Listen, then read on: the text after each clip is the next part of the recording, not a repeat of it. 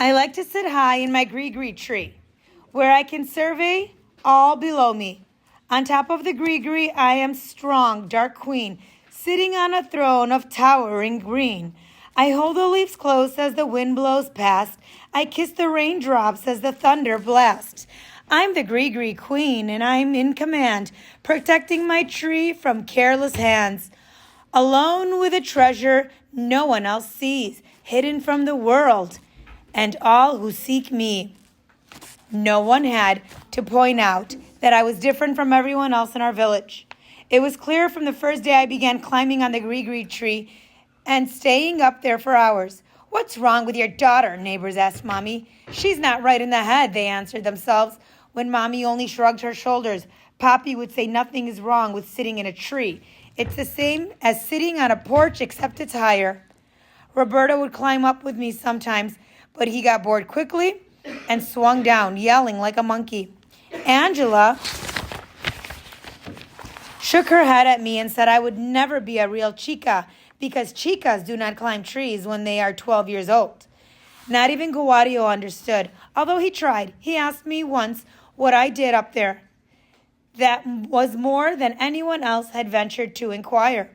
I told him I looked around. He asked me if I didn't think I was wasting a lot of time when I could be doing something to prepare for my future, such as studying English. Guario always had his mind on the future. Sometimes I think that he was tormented by all of us who didn't particularly care what tomorrow was going to bring. And really, what was there to know? Either it would rain or it would not. But it was definitely going to be hot, and Mommy was going to cook, and Poppy was going to sit on the porch, and the radio was going to play merengues all day. That was for sure. Besides, I already knew what I wanted to do in my future. I wanted to be a writer. But only Mommy knew that. If I told Guario, he would say I was unreasonable. If I told anyone else, they would laugh. But in my gree tree, I could be anything I wanted to be, even a writer with words for everything I saw from my leafy green hideout. I could see ocean glittering silver in the sunlight. I could see people trudging along the dusty road from Sauso, some balancing buckets of water on their heads. I could see boys playing baseball in the schoolyard with a tree branch bats and a rubber band ball. I could see the river meandering over rocks, hungry for rain. Far off into Puerto Plata, I could see Mount Isabel de Torres, a green giant with misty white curls dancing round her head. I could see the sleepy lagoon and the sad little homes of the lagoon people. I could see the birds that flew past my gree, their ruby red gold velvet feathers shimmering on their tiny bodies. I could see rainbows that glowed in the sea sky after a rain passed. I could count the sunset roses in Senora Garcia's backyard. I could see my teacher climbing the hill near her house. I could see Poppy sitting on our porch, nodding off to sleep. Then one day I saw something that I had never seen before, and I was so scared that I almost fell out of the tree. There, I was looking at the sea when suddenly out of it rose a giant monster, tall and black, and covering the sun with its shadow. Before I could scream, the monster fell back into the sea. I scrambled down the tree quickly and ran toward my house shouting, "Poppy, there's a monster in the sea." Poppy woke up from his siesta. "¿Qué pasa?" "A monster," I repeated, "a giant sea monster, and it's coming this way." I shouted inside the house, "Mommy, come quick. There's a monster in the sea. I saw it." Mommy came outside and Angela followed her. They were drying their hands from washing their lunch dishes. Everyone looked at me as if I were crazy. "It's true," I said, jumping up and down. Mommy made me sit down and describe exactly what I saw. Before I had finished, Angela shouted the news to her best friend walking by. Then Poppy waved over some of his domino-playing amigos and told them what I saw from the top of my gree tree. Soon, our porch was surrounded with people asking me to tell my story again. When I had told them for the fourth time, Senor Garcia, the colmado owner, began to laugh. You must have fallen asleep in the tree and had a bad dream, cariño, he said. No, I replied, shaking my head. I saw it. But his words had relieved everyone's fears of a sea monster. Yes, they agreed. You must have imagined it. No, you idiots, I wanted to shout. I didn't imagine anything, but I kept quiet because Mommy and Poppy would not like it if I shouted at the neighbors and called them idiots. That was for sure. As everyone sat down on the porch to share a drink and talk about my sea monster, I slipped away and ran into my gree tree. I heard Mommy calling me, but I pretended I didn't hear and climbed up the tree fast. I needed to find out if what I had seen would come back again. I sat down on my usual branch and tucked a few leaves away from my eyes. Then I stared at the sea. I looked so hard and for so long that its blueness filled up my eyeballs, and I had to blink a lot so I wouldn't go blind. The afternoon faded into evening, and the sea's blueness turned gray. I watched and waited. My stomach made grumbling noises, but I covered them with my hand. Then, just as I began to think that maybe I had imagined it after all, I saw a splash of white water. The splash of water rose up until it was high in the air like a magic fountain. It's a volcano, I whispered. I remembered that my teacher had told us how many of the Caribbean islands had been formed by volcanoes that rose out of the sea. I gasped. Maybe I was seeing the beginning of a brand new island right next to the República Dominicana. As I kept on looking, a black shape emerged out of the fountain of water. It rose and turned, as if doing a dance. And that's when I saw the gleaming white throat of the sea monster. It hovered in between heaven and ocean for a few seconds and then fell back into the water with a splash that sprayed salt drops as high as the pearl pink clouds. My heart beat furiously and I steadied myself so I wouldn't fall down from the tree. I was right. I had not imagined anything. There really was a sea monster out there, but this time I didn't rush down to tell anyone. What would people do, I wondered? Would they try to find it or maybe to kill it? Somehow, although I didn't know why, I could tell that the sea monster was not dangerous. It just wanted to swim and splash and jump out of the sea in the same way I jumped over the waves. I climbed down the tree and went home. The first thing I wanted to do was eat, but people were all over the porch, people talking wildly. We saw it, Ana Rosa, they shouted. We saw the big sea monster of yours. Poppy was busy handling our glasses, cups, and small jars, anything that could hold a spot of rum and coke. Mommy was passing around a plate of dulces, the sweet milk candy that I love. She must have just made them because they were still warm and soft. Children were carrying huge plates filled with different foods that their mothers had made. Angela was directing them to put the food here or there on our big table. I saw plates piled high with arroz con pollo, platanos fritos, and batatas fritas. Senor Garcia apologized over and over to me. About 100 people were gathered on the porch in the yard and along the roadside talking about the sea monster. The tourist high season is coming, said Senor Rojas, who owned a Jeep that he rented to tourists.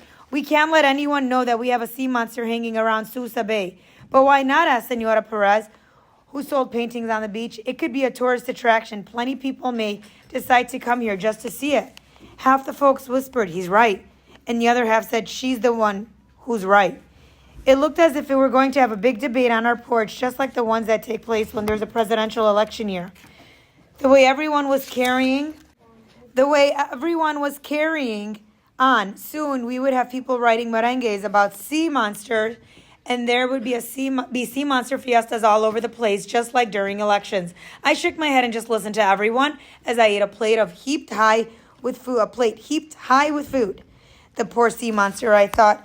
Then the people began to make a plan. When Dominicans got together and decide to make a plan, watch out, because there are plans and then there are plans. And this was definitely a plan. The first thing the people decided was that someone had to keep watch over the sea monster. Well, everyone looked around to see who would volunteer. That's when we knew the plan would not work because no one wanted to do something so stupid as to go down to the sea and watch for the sea monster. It was Angela who got the bright idea that since I saw it first, I could keep watch over it from my gree tree. Everyone turned to me and nodded their heads. Finally, a good reason for her to be up in there all the time. I heard Senora Garcia whisper. Papi was looking at me and nodding his head, proud that his daughter was selected for such an important job. I said, okay, I would do it.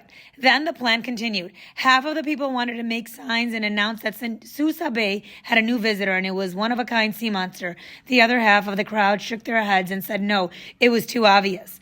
We must be subtle about a delicate matter like this, said Senora Perez. We must make up a wonderful story about the sea monster, give it a name, make it Friendly Monster, and then tell the world. Otherwise, all we will do is scare everyone away from this side of the island. She had a point. A story about a sea monster was so much better than a big billboard with an arrow pointing this way to sea monster of the Susa Bay. The idea of it all made me giggle. Wait until Guario came home and heard all this. I could hardly wait for him to return from the restaurant. Well, said Senora Rojas, what will we name the sea monster? And who knows how to write a story about it anyway, asked Senor Garcia. Senora Perez shrugged her shoulders. I don't know how to write too good, but we could make up something. Then Mommy, who is usually quiet during these kinds of discussions, spoke up loud and clear. Ana Rosa would be the best person to write a story about the sea monster. I was shocked. This wasn't the same Mommy who whispered worship silence. People began to shake their heads. A child to do something so important? They whispered. Yes, said Mommy. Let us give her a notebook to write in and she'll write us a story about the sea monster. If we don't like it, someone else can try. The way Mommy said it, so definite and firm, made people nod their heads in agreement. Well, it doesn't hurt to let her try, they said. So, Senora Garcia went and brought back a notebook from his colmado. Mommy gave it to me, and her hands were cold like the river. While the grown-ups stayed laid out in the porch talking and drinking and eating, I went inside and began to write a story about the sea monster. First, I tried to give him a name, but I couldn't think of a good one. So instead, I thought about what he looked like. Then I imagined what he must feel like living all alone in the sea, different from all of the other sea creatures. The fish and animals in the ocean were probably afraid of his huge size and his big nose and long, swishing tail, and they probably didn't want to play with him. Maybe they whispered about how strange he looked, but the sea monster wanted a friend. Deep down, I understood exactly how the sea monster must feel. I began to write. I wrote page after page in the notebook the people had given to me. When I was finished, it was almost midnight. I went to the porch. Everyone was still there laughing and talking, and some were dancing to the music on the radio. Children were asleep on their mothers' and fathers' laps. Some of the bigger children were sprawled on top of out on a blanket on the floor, and the merengue music was in the background lullaby for them. When the people saw me, they got quiet. Someone turned off the radio. Some woke the children on their laps. Papi moved from his chair and put his arm around my shoulders. He led me to the front of the porch. Then everybody watched me and waited. I stood there trembling, holding that notebook with my story close to my heart. I knew right then this was it. The whole world would find out about me. I stopped thinking. I just started to read. I did not look at anyone, not at Papi or Mommy or Angela. I read and read until I turned to the last page of the story. There, the other sea creatures invited the lonely sea monster to a big underwater fiesta, even though there is no one else like him around, and even though he is so big that he knocks over many of them with his big nose and tail. And the sea monster is so happy that he leaps out of the ocean, sending sparkling waves all around him in a giant ring of light. I looked up and then I saw many things at once. I saw Papi sitting on the edge of his chair, strange and silent. I saw Mommy with her hands folded and her head bowed as if praying. I saw the neighbors smiling and nodding their heads. Then I saw Guario, who must have walked up to the edge of the porch while I was reading. It was Guario's face I focused on. He was smiling. My big, strong brother, who worried about our future, my serious Guario, who almost never smiled, suddenly let out a loud whoop and grabbed me up. He spun me around and around. Little sister, I'm buying you a new notebook every month, no matter what, he shouted. I closed my eyes so I wouldn't start crying there in front of all the neighbors. Guario always kept his promises. I would be able to write down everything now, everything I thought or dreamed of or felt or saw or wondered about. I was so happy I thought I would leap as high as the sea monster. Then in the background, I heard clapping. The people had stood up from their chairs and were clapping for me. I heard shouts of how great my story was, and people congratulating Poppy and kissing Mommy's cheeks, telling them how lucky it was that I was so smart. I heard Mommy saying it had nothing to do with luck. I grinned and went over to her. She put her arm around me and squeezed my shoulders. You're going to write many stories. Remember, Cara, she whispered in my ear. It was the happiest night of my life. We all forgot about the sea monster until the next day. Over the radio, a news broadcast announced that one of the humpback whales making its way to Samana Bay for the annual winter mating season had gotten sidetracked to Sousa. But Samana Bay is only 2 hour drive from here, said Poppy. Well, the poor whale doesn't know how to drive, Mommy teased. For 2 weeks, our humpback whale jumped and frolicked about in Sousa Bay until finally heading east to Samana to join the other 3,000 humpbacks that go there every winter. But while he was in Sousa, I watched him every day from my gree tree. The beautiful black and white sea monster had helped me to make my dream come true. I love the whale, and I named him Guario.